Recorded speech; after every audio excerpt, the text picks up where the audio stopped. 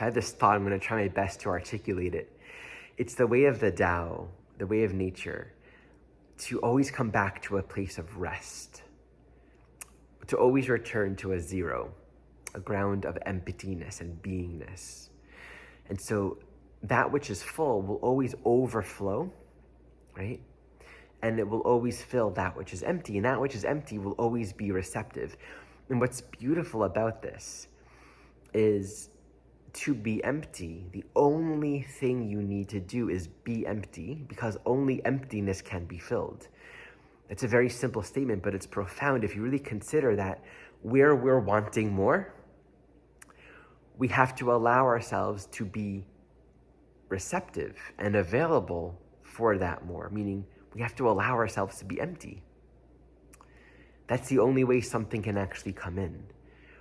Where we might be filling our minds, filling our attention with striving for things, it's like we're not letting it come in because we're actually reaching out. Every life experience can exemplify this.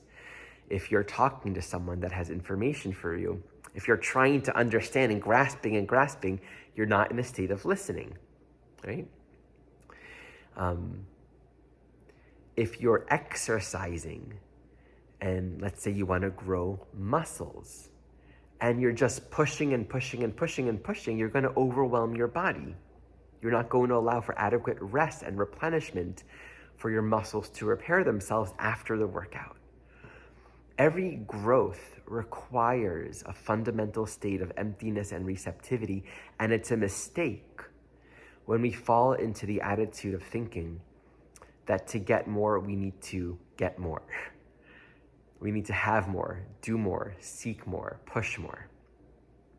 It has the adverse effect because if we try too much, we become befuddled and overwhelmed, right? If we're trying to learn from the teacher, but we're teaching, we're not listening, we're not allowing, we're not receptive to learn, we will overwhelm ourselves and become discouraged, and we won't become available. We'll become overwhelmed.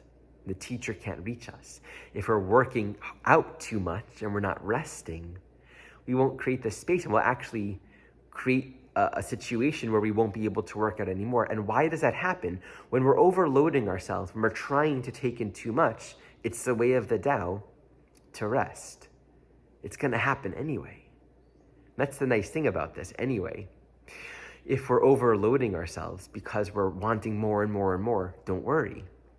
Nature will require and demand that at some point, somehow, some way, you're going to fall apart. Everything's going to fall out of your hands.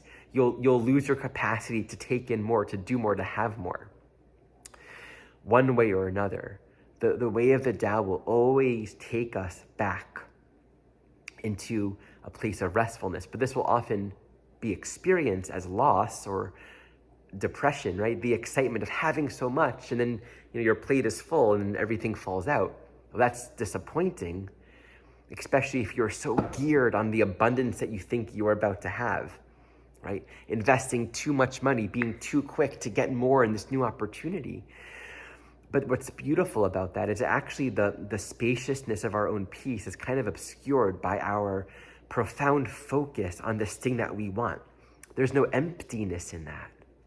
The wanting of more. I'm going to feel so good when this happens, or this is happening, I'm so focused on that. That narrowness of mind is not our natural way. So oftentimes the obsession or the fixation on a seemingly good thing, we don't really realize how much we're depriving ourselves until that good thing falls away or the investment fails and we lose our capacity to get more, we completely miss the point. Until we finally come back to a place where we seem to not have what we want, we might be overworking ourselves. And so then what happens is we have the opportunity to come back to emptiness. Here I am. Here in this moment, I'm anxious, I'm trying, I'm disappointed. And that's what it reveals. It just really brings us back to really what's going on the inside. And there's usually in time, right? We kind of get humble, we get quiet, and we realize, oh, this actually feels so much more livable, right? This feels more natural than the anxiousness and the do more. I can actually rest here. It feels more honest. And when we feel honest, even if it feels like we just lost a year of our life or lots of money or whatever it is that we're trying to get more of, the moment we become honest again and we're not striving is the moment we actually can authentically feel, oh, this is where the path is. And so we start again and we appreciate what didn't happen or what just happened. And we appreciate where we are now. The same on the other end. If we're full, we don't have to do something to release it. What's full overflows on its own. So we just have to not hold on to it. When we find ourselves holding on, I don't want to let go. I'm afraid if I let go of this, I won't have. I don't want to lose more. Then we, again, resist the flow of the Tao. So having fullness is dancing, flowing, moving naturally into a state of overflowing, where then we're not disrupting the flow of things. We allow what is full to release naturally on its own. Okay, thank you for watching.